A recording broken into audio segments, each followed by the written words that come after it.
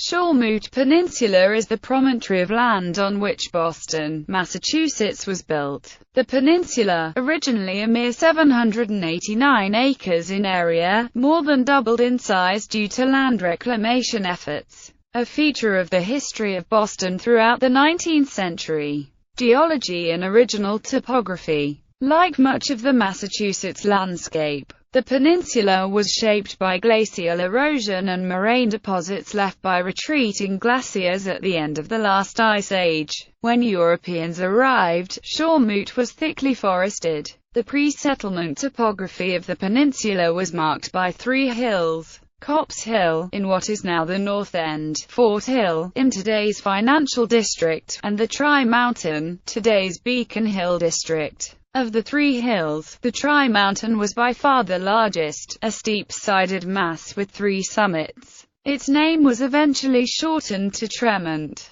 To the south was a narrow isthmus named Boston Neck that connected the peninsula to the mainland site of Roxbury, now a neighborhood of Boston. English settlement. The name is derived from Mash or Wimmock, an Algonquin word of uncertain meaning. The first recorded use of Shawmut to describe the peninsula occurs in 1630, by the lone settler William Blackstone, in an invitation to John Winthrop to move the site of Winthrop's colonial settlement to the peninsula from what is now Charlestown. The Charlestown Peninsula lacked a source of fresh water, while the Shawmut Peninsula had an excellent spring, on the north side of what is now Beacon Hill. Land reclamation. Reclamation projects began in 1820 and continued intermittently until 1900 and created the Boston neighborhoods of the South End, Back Bay, and Fenway Kenmore. The Back Bay Fence, a freshwater urban wild in the latter area, is a remnant of the salt marshes that once surrounded Shawmut Peninsula, although this project eliminated the wetlands ecosystem that existed there at the time and would be impossible under modern environmental regulations.